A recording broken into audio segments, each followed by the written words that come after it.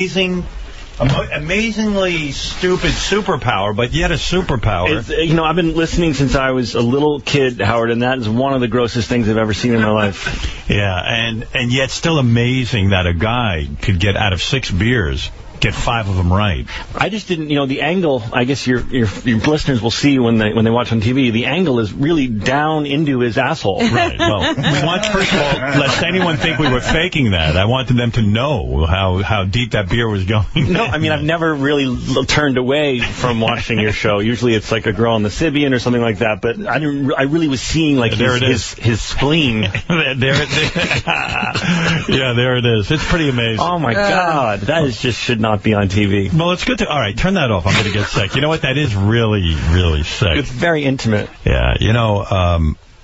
Before we talk about anything, I was thinking about you. It's kind of like a blessed life. Because I think early on in your life, you knew you wanted to be an actor. And so your parents sent you to, like, acting camp. Yeah. And I was looking at the people in acting camp with you, and it's like the coolest... John Cryer, who's really talented. Yeah, Robert Downey Jr. Natalie Portman. Yeah. Robert Downey Jr. I mean, what camp is this? Maybe I need to go there. Oscar winners. It's called. I wasn't there all at the same time, but it's called Stage Door Manor, and it's in upstate New York. And if you're a little kid and you're really serious about acting, it's not like, oh, I want to go to camp. And as my father said, sort of with a frown on, I guess you don't need to bring a mitt.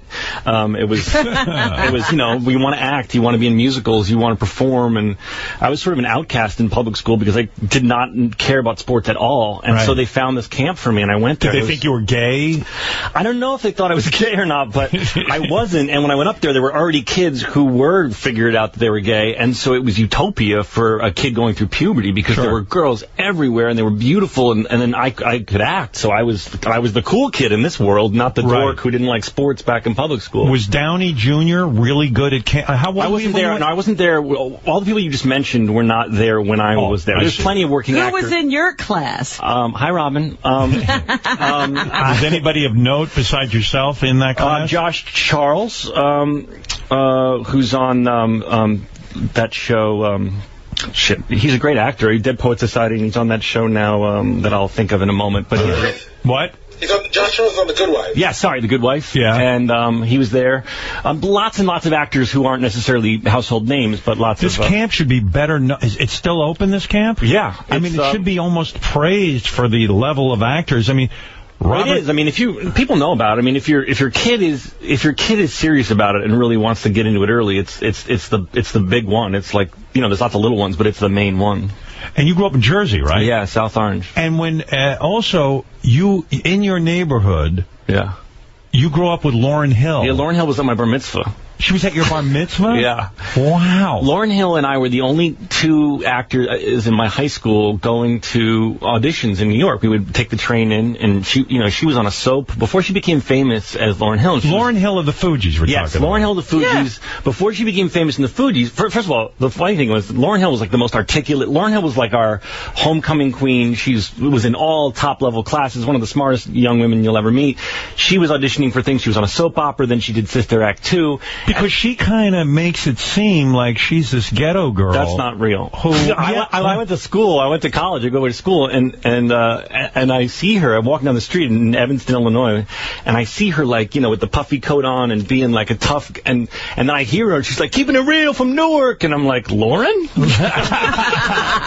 grew up a wealthy kid. I don't know that she was wealthy, but she was definitely super smart and super articulate, and the new Fugees sort of persona was a new thing to me. What did she get you for your bar mitzvah? I don't remember, but you played this dumb game called Coke and Pepsi, which I don't know if the kids still play, but it's essentially like a dance floor game, and she was my Coke and Pepsi partner. So I remember like running back and forth and sitting on Lauren's lap, and we were buddies. We were buddies. And did you kiss her? Was she really? Because I find her extremely attractive. This latter year, Lauren, that's going through all these issues is nowhere near the person I knew in high school. I'm not sure what happened to her, but she's become very radicalized. I was going to say, was she as angry then as she is now? No, I find that hot. I have to tell you, she was so normal and so smart, and she was on the Apollo. I don't know if actually the first thing that happened for for Lauren. She was on that amateur night at the Apollo. I can't believe what you're telling me. I didn't even know she was an actor type. I didn't even know. You didn't remember her from Sister Act 2? She was the star of Sister Act 2. She was on a soap opera for a while,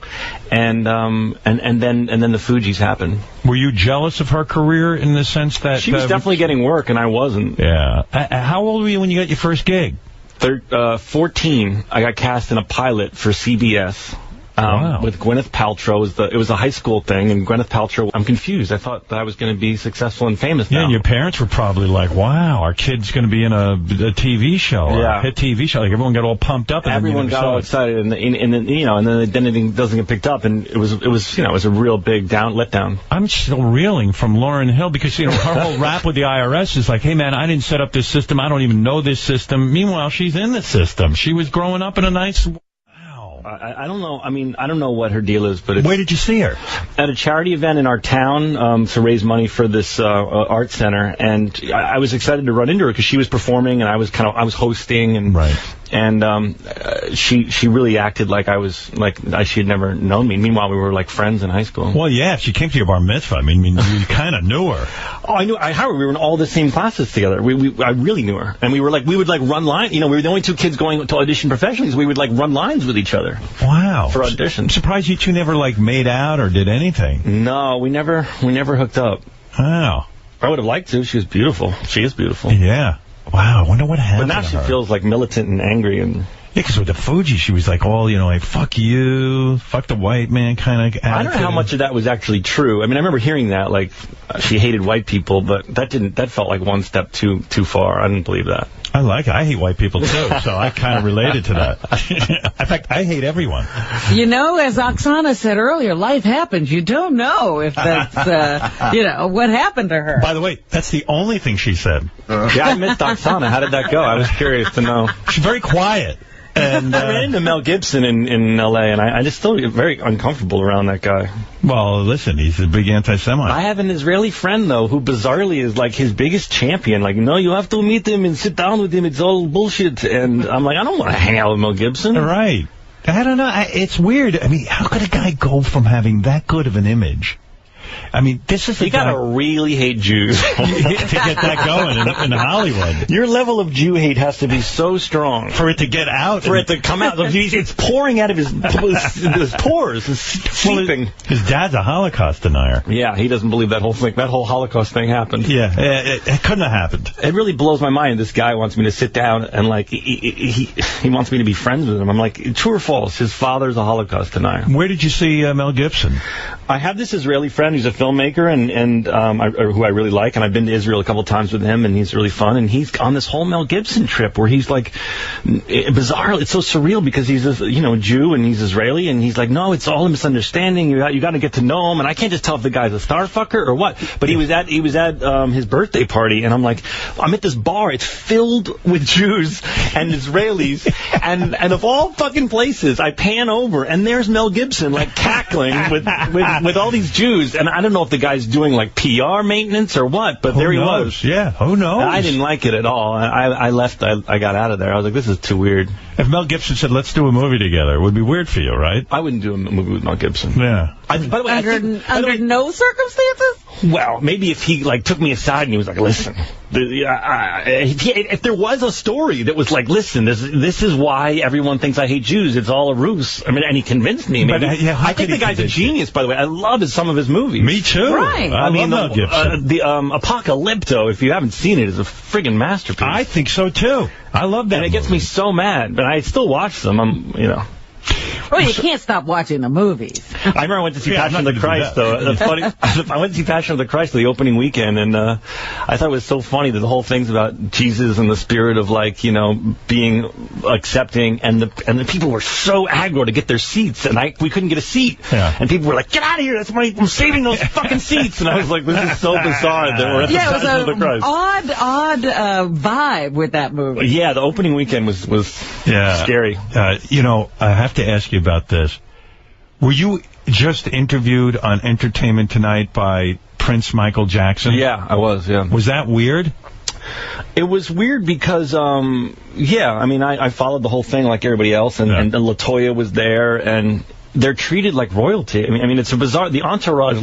Your guys were just making fun of me because I don't have an entourage. I walked up alone, and they're like, "Where's your entourage?" And I'm like, "Oh, do I have to have one?" And then some publicist showed up from my firm, from the company I'm with, and I was like, "Oh, nice to meet you. Are you my entourage?"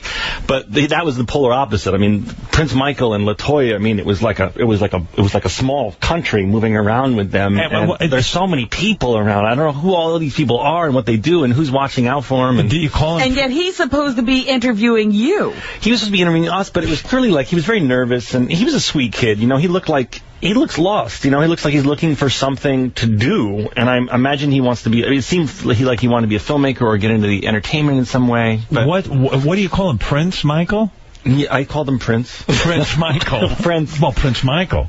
I didn't call him Prince Michael. I think I was just like, oh, Prince, hi, Prince.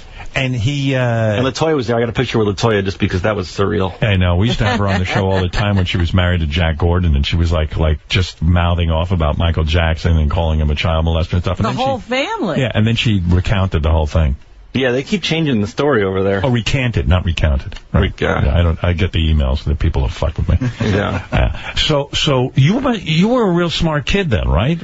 I did well in school. Yeah. Yeah. I didn't get the girls. I was fun. I became, because I wasn't into sports. All the girls wanted to be with the jocks, and I was just I became the class clown a little bit just because I liked making people laugh. And you got a bad reputation with women, though. Like some women say, hey, Zach's a womanizer. I think that's from a long time ago when you have to understand, I was driving trucks as a PA around New York. Right. I was waiting tables. I couldn't get arrested.